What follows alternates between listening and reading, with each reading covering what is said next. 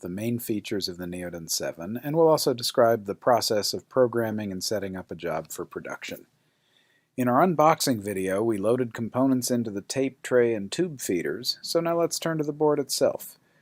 PCBs are handled inside the NeoDen7 by a 3-section automatic rail system. In the manual test section of the programming interface, you can adjust the width of the rails for your board.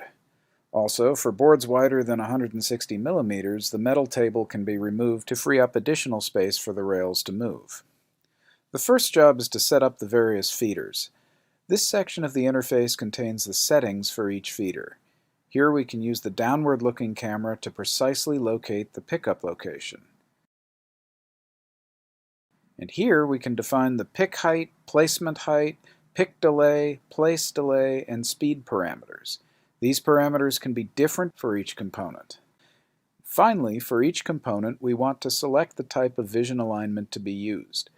The NeoDen7 features flying cameras that measure the position and rotation of each component on its nozzle while the head is in motion, which is pretty cool. And for larger components, we can select the stationary IC camera. When programming a board, the first thing we need to do is the physical location of the first component in the list as the board sits in the machine. To find this, we feed the board in and locate the coordinates of the first component with the camera. Whether we're doing a panelized board or a single board, these coordinates serve as the virtual origin for the board. Once you have that coordinate precisely determined, you can have your PCB layout software export a CSV file in which every component's center is calculated relative to the center of the first component in the list. The next thing we need to do before we move the board is to set up our fiducials, or mark points as they are called in the NeoDen7.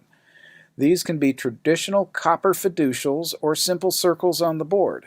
We need at least 2 of them, roughly in 2 opposite corners of the board. We find them with the camera like this, and then press Auto Align to make sure we have the exact center of the fiducial.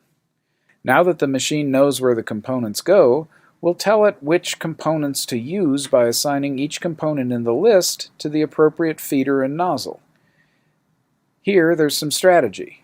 The machine will produce finished boards much faster if we arrange components so that as many nozzles as possible appear in sequence.